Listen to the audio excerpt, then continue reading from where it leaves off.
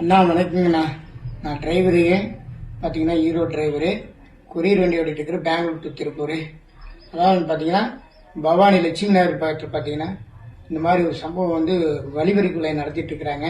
நான் வரும்போது பெங்களூர்னு வரும்போது போன வாரம் 19ஆம் தேதி வெடிக்கால் 4 மணிக்கு வரும்போது ஹேண்டிகேப் மாதிரி வந்து பார்த்தீங்கன்னா அந்த இடத்துல லட்சுமி நகர் தாண்டோன்னு ஒரு மேட்டில் வந்து கையாட்டினானுங்க. பக்கத்துலேயே ஒரு டீ கடை இருக்கு. சரி, நான் யதார்த்தத்தில் பார்த்தீங்கன்னா சரிட்டு ஹேண்டிகேப்னு நிறுத்தினேன். ஏன் லிஃப்ட் கேட்டான்னு சொல்லி நிறுத்தும் போது உடனே ஏறும் பொழுதே பார்த்தீங்கன்னா என்னை வந்து கழுத்தில் டக்குன்னு மேலே ஏறணுன்னே கழுத்தில் கட்டி வச்சுட்டாங்க. அவன் பின்னாடி ஒருத்தர் ஏறியிருக்கான்.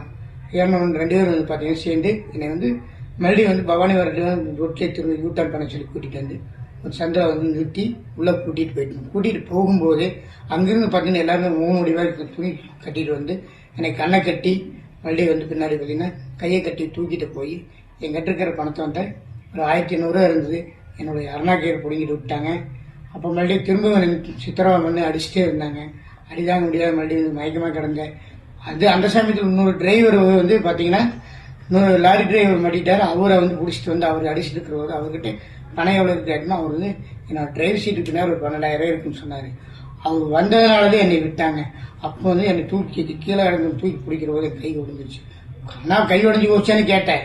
அடுத்த செகண்ட் எதுக்கடா கை உடைச்சுன்னு அதில் ஒருத்தர் கேட்குறான்.